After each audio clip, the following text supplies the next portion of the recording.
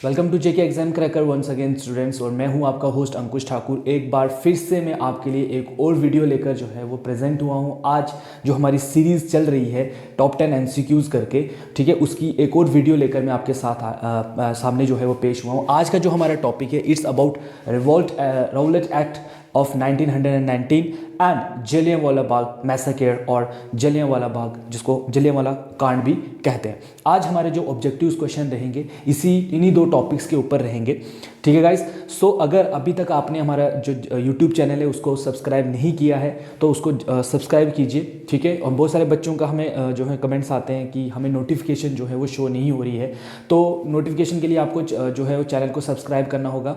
और साथ साथ आप जो है हमारे जो अगर ऑफलाइन या ऑनलाइन बैच को ज्वाइन करना चाहते हैं तो उसका लिंक जो है हमारे डिस्क्रिप्शन में दिया हुआ है, उस लिंक पे जाइए, उस पर क्लिक कीजिए और हमारा ऐप जो जेके एग्जाम क्रैकर ऐप है उसको डाउनलोड कीजिए, जहाँ पर हम लोग जो हैं वो आपको मॉक टेस्ट और दूसरी चीज़ें जो हैं वो प्रोवाइड कर रहे हैं।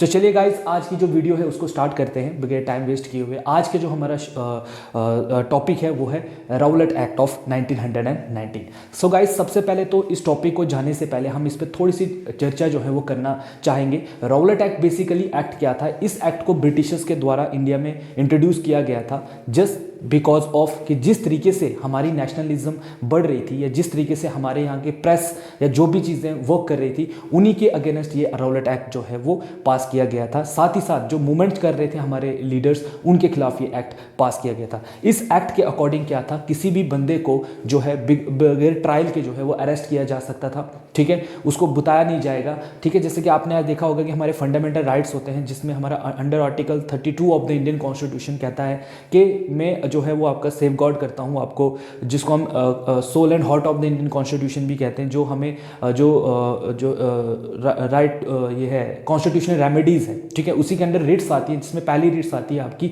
Habeas corpus. मीन्स कि अगर आपको अरेस्ट किया जाता है तो आपको जो है हक है जानने का कि आपको किस बुनियाद पर या किस बेस पर जो है वो अरेस्ट किया जा रहा है, ठीक है ना। लेकिन ब्रिटिशर्स ने ये एक्ट पास किया था।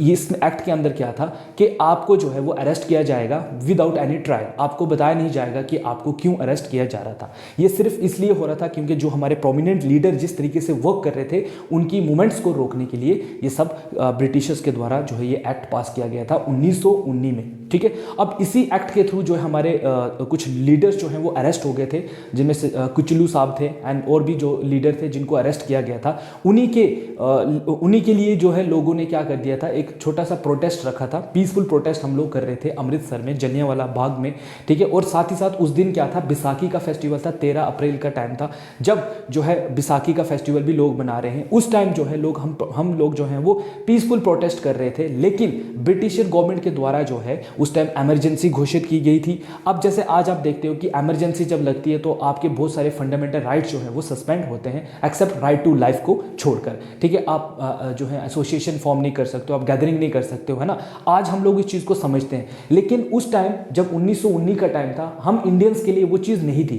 कुछ सारे लोग इसके बारे में जो है वो नहीं जानते थे। और वो एक जगह जो अमृतसर में एक जलियांवाला बाग है, आप में से बहुत सारे लोगों ने विजिट भी किया होगा, वहाँ पर लोग गैदरिंग कर रहे थे और वहाँ पर जनरल डायर जो है वो आते हैं और जितने भी दरवाजे थे आपके जलियांवाला बाग के उसको बंद करके वहाँ पर अंदर धुंध गोलियाँ चलाते हैं, जिसमें बहुत सारे इंडियन की जो है वो डेथ हो जाती है, ठीक है। तो यही था राउलेट एक्ट और उसी के अकॉर्डिंग जो है जलियांवाला बाग जो है मैसेकर या जलियांवाला कांड जो है वो होता है। तो उसी के रिलेटेड आज हम आपको जो है वो एमसीक्यूज करवाएंगे। आई होप पहले आपको कंसेप्ट क्लियर हुआ है। अब हम इसके रिलेटेड जो है वो क्वेश्चन करते हैं।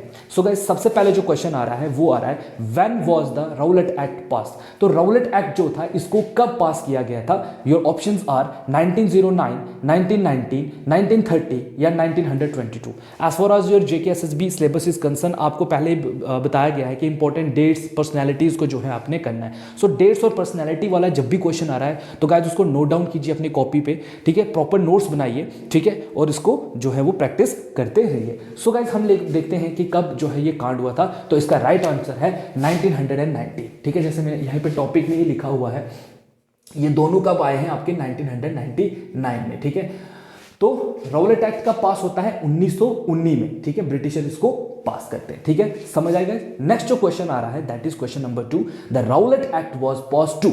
अब राउलेट एक्ट को पास क्यों किया गया था? ठीक है ना, उसके ऑप्शंस आपके पास हैं। Bringing about the agrarian reforms, जो एग्रीकल्चर रिफॉर्म्स थे उनको करने के लिए सब किया गया था, या cartel the national and revolutionary activities, या जो हमारे इंडिया में रेवोल्यूशनरी मूवमेंट्स या एक्टिविटीज जो हो रही थी उनको रोकने के लिए किया जा रहा था। तीसरा ऑप्शन आपको बता रहा है have a favourable balance of trade, या बैलेंस ऑफ ट्रेड को करने के लिए ये एक्ट जो है वो पास किया गया था। Put second world war criminal on the trial, या वो लोग जो सेकंड वर्ल्ड वॉर में जो दोषी थे, जिनकी वजह से जो है सेकंड वर्ल्ड वॉर हुई थी, ठीक है, तो उनके लिए ये सब क्रिमिनल्स को ट्रायल करने के लिए, उनको सजा देने के लिए ये एक्ट जो है वो पास किया गया था। इनमें से राइट आंसर क्या है गाइस आपका जो है option B, that is curtail the national and revolutionary activities. जितनी भी इंडिया में रेवोल्यूशनरी एक्टिविटीज चल रही थी, ठीक है ना, जो सोसाइटी को रिफॉर्म करने की बातें चली थी, जो लोग वो नेशनलिस्ट हमारे जिस तरीके से रेवोल्यूशन कर रहे थे, उन एक्टिविटीज को रोकने के लिए ही राउलेट एक्ट जो है ब्रिटिशर्स ने पास किया था। ठीक है गाइस, कब पास हो रहा है? 1919 में। क्यों पास हो रहा है? इसलिए ताकि जो हमारी एक्टिविटीज हैं, नेशनल एक्टिविटीज और रेवोल्यूशनरी एक्टिविटीज जो हैं उनको रोका जाए। ठीक है गाइस, नेक्स्ट क्वेश्चन जो है वो है who was the viceroy of India when Rowlatt act was passed. जब राउलेट एक्ट पास हुआ था, इंडिया में वायसरॉय कौन थे आपके? ठीक है, तो options are Lord Irwin, Lord Reading, Lord Chelmsford, या डी पॉट है Lord Wavell. So the right answer is guys option number C, that is Lord Chelmsford. देखिए, आपको पता भी चल गया कब पास हुआ, क्यों पास हुआ और कौन गवर्नर जनरल थे। ठीक है, आप इसके ऊपर जो है अपने बेसिकली जो है आप अपने प्रॉपर नोट्स भी बना सकते हैं। ठीक है, उसके बाद गाइस चौथा क्वेश्चन जो आ रहा है, आईएनसी की अगर मैं बात करूं, इंडियन नेशनल कांग्रेस की अगर बात करूं, उन्होंने राउलेट एक्ट को जो है वो क्यों जो है, क्वेश्चन पूछ रहा है INC oppose the Rowlatt act because it aimed, कि आईएनसी ने जो राउलेट एक्ट था उसको क्यों जो उसके खिलाफ जो है नामंजूरी दी थी, उन्हें क्यों कहा था कि ये एक्ट पास जो है वो नहीं होना चाहिए। ठीक है, the options are to limit the individual liberty, इंसान की लिबर्टी को, फ्रीडम को कर्टेल करने के लिए, उसको रोकने के लिए, या टू बैन ऑन आईएनसी, या जो बैन लगा था आईएनसी के ऊपर उसको रोकने के लिए ऐसा किया गया था, या टू एनलॉर्ज द कम्युनल डेलीगेशन, या क्या जो आपके कम्युनल डेलीगेशन जो चल रहे थे उनको रोकने के लिए, या to imprison national leaders charging the traitors of nations, या वो लोग जो जिनको इम्प्रिजन करना था नेशनल लीडर्स को, जो ट्रेटर्स जिनको माना जा रहा था। तो the right option is to limit the individual liberty. ये सिर्फ इसलिए किया जा रहा था कि इंसान की लिबर्टी, क्योंकि हम इंडियन जो है वो अपनी लिबर्टी के हिसाब से जो है वो प्रोटेस्ट कर रहे हैं। अब हमारे जो रेवोल्यूशनरीज जो थे, जो हमारे प्रोमिनेंट लीडर उस टाइम पर थे, वो लोग आवाज़ उठा रहे हैं कि ब्रिटिशर्स जो है वो गलत कर रहे हैं, इस एक्ट के थ्रू आप लोग हमारी फ्रीडम, जो हमारा राइट टू फ्रीडम है, उसको आप खत्म कर रहे हो, है ना। तो इसी के खिलाफ जो है हमारे जो आईएनसी था उसने आवाज़ उठाई थी कि आप जो है वो गलत कर रहे हो। इंसान जो है बाय बर्थ फ्री होता है, हमें पैदा भी ऊपर वाले ने जो है वो फ्री में किया, गॉड मतलब हमें बर्थ देता है फ्री ऑफ कॉस्ट, है ना, कोई पैसा नहीं लगता हमें। ठीक है, सो यहां पर जो है आईएनसी ने इसको अपोज किया था सिर्फ इस बुनियाद पर क्योंकि यहां पर इंसान की फ्रीडम या लिबर्टी को जो है वो कर्टेल किया जा रहा था, या उसको उसके ऊपर बैन लगाया जा रहा था। ठीक है गाइस, होप सो आपको ये क्वेश्चन जो है वो बराबर से समझ आया हो और ये चारों के चारों क्वेश्चन के ऑप्शन जो है आपको पता चले हो। नेक्स्ट जो क्वेश्चन आ रहा है guys, that is question number 4, the year of 1919 in Indian history is relate to.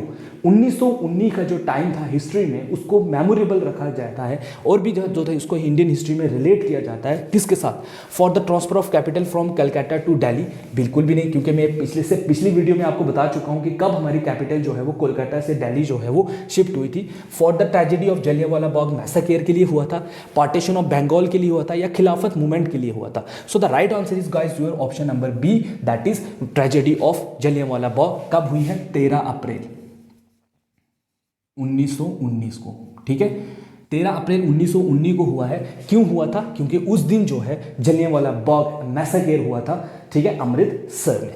उसके बाद गाइस जो नेक्स्ट क्वेश्चन आ रहा है, देखिए, Jallianwala Bagh massacre took place in the city of, कौन सी सिटी में जो है जलियांवाला बाग मैसाकेर जो है वो हुआ था? Options are Meerut, Agra, Amritsar, Lahore. मैंने अभी आपको बताया अमृतसर पंजाब में जो है ये जो है ट्रेजेडी हुई थी। ठीक है, नेक्स्ट क्वेश्चन जो गाइस आ रहा है that is Rabindranath Tagore give up his title knighthood in the protest of the which of the following. अगर आपको याद होगा तो ब्रिटिशर्स ने रविंद्रनाथ टैगोर का जो वर्क था उनके बेस पर उनको एक टाइटल दिया हुआ था नाइटहुड ऑफ इंडिया। तो अगर आपको पेपर में पूछता था who is known as the knighthood of India, तो ऑप्शंस आपको पता है, ठीक है, आपको पता है किसको कहा जाता था, रविंद्रनाथ टैगोर को। लेकिन रविंद्रनाथ टैगोर ने जब सुना कि जलियांवाला बाग मैसेकेर हुआ है जिसमें हमारे इंडियंस को जो है वो ब्रिटिशर्स के एक ऑफिसर थे जनरल डायर, जिन्होंने उन पर निहत्थे इंडियंस पर गोलियां चलाई, और ये एक बहुत सैड न्यूज़ थी सबके लिए। इसके ऑपोजिशन में, रिएक्शन में हमारे जो रविंद्रनाथ टैगोर थे उन्होंने जो टाइटल उनको दिया गया था उसका उन्होंने जो है वो मतलब उसको छोड़ दिया। उन्होंने कहा कि आज के बाद मैं इस टाइटल को जो है वो नहीं लेता हूँ। तो इसको किस लिए कहा गया था, Rowlatt Act, massacre of Jallianwala Bagh, Simon Commission या क्रिप्स मिशन के लिए? तो ऑप्शन जैसे मैंने आपको बताया जलियांवाला बाग जो हुआ था उसी के लिए रविंद्रनाथ टैगोर जी ने जो है अपना टाइटल जो है उसको क्या कर दिया था, गिव अप कर दिया था। ठीक है गाइस, समझ आई इस क्वेश्चन की। नेक्स्ट क्वेश्चन जो है आपका आ रहा है हंटर कमीशन या कमेटी को अपॉइंट किया गया था आफ्टर द। अब भी आपने ये समझना है कि हंटर कमीशन क्या था। हंटर कमीशन के अंदर जब हम इंडियंस ने प्रोटेस्ट किया तो ब्रिटिशर्स के द्वारा एक कमीशन लाया गया इंडिया में to investigate the behind the scene of Jallianwala Bagh, कि क्यों, क्या जनरल डायर सही में जो है इसमें गुनहगार हैं या नहीं है। लेकिन ब्रिटिशर्स ने अपनी जो कमीशन थी इस कमीशन में जनरल डायर को बाइज्जत बरी कहा। क्यों?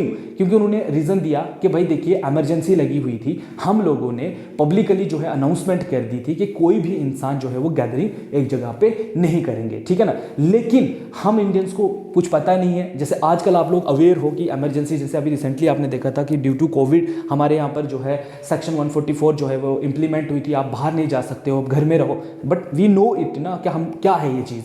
लेकिन उस टाइम इंडिया जैसे उन लोगों के लिए ये चीज़ नहीं थी, उनको पता भी नहीं था कि ये होता क्या है, इमरजेंसी क्या होती है, क्यों हम बाहर नहीं जा सकते, है ना।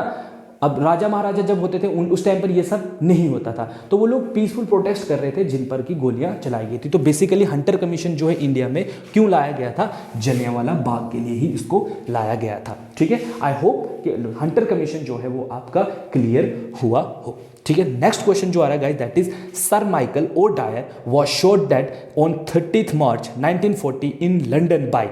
देखिए इसमें दो क्वेश्चन आपके बन रहे हैं, या तो आपको पेपर में पूछेंगे कि सर माइकल डायर जो थे वो कब मरे थे, इसकी डेट है 30 मार्च 1940, 30 मार्च 1940 को उनको लंदन में मारा जाता है, किसके द्वारा?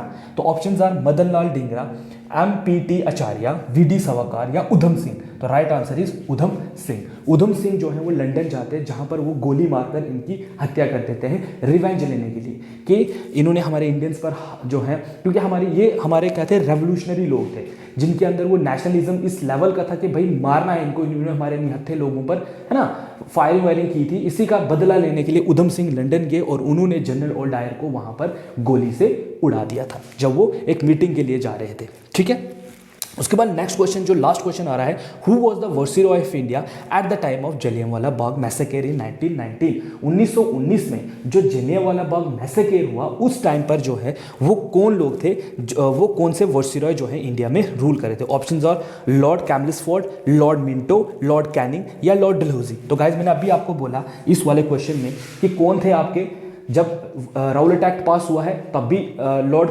कैम्बलफोर्ड थे, तो यहाँ पर भी जो है वो लॉर्ड कैम्बलफोर्ड ही थे। सो गाइस ये थे हमारे 10 क्वेश्चन जो आपके टॉपिक 1919 में जो दो इंसिडेंट्स हुए थे, एक राउलेट एक्ट का पास होना और उसी के रिएक्शन में हम इंडियन जब प्रोटेस्ट कर रहे हैं तो ब्रिटिशर्स पे हम पे एक और एक्शन लेना, जलियांवाला बाग का सर अंजाम देना, इन्हीं के ऊपर हमारे जो है ये 10 क्वेश्चन थे। आई होप कि आपको ये चीज़ें जो है वो अच्छे से समझ आई हो।